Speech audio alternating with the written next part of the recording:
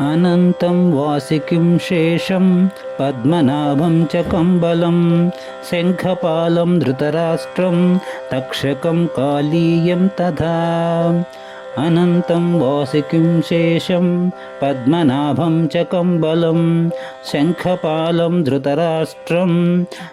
तक्षकं कालीयं तथा अनन्तं वासिकिं शेषं पद्मनाभं च कम्बलं शङ्खपालं धृतराष्ट्रं तक्षकं कालीयं तथा अनन्तं वासुकिं शेषं पद्मनाभं च कम्बलं शङ्खपालं धृतराष्ट्रं तक्षकं कालीयं तथा अनन्तं वासुकिं शेषं पद्मनाभं च कम्बलं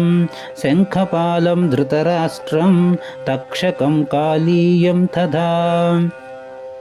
अनन्तं वासुकिं शेषं पद्मनाभं च कम्बलं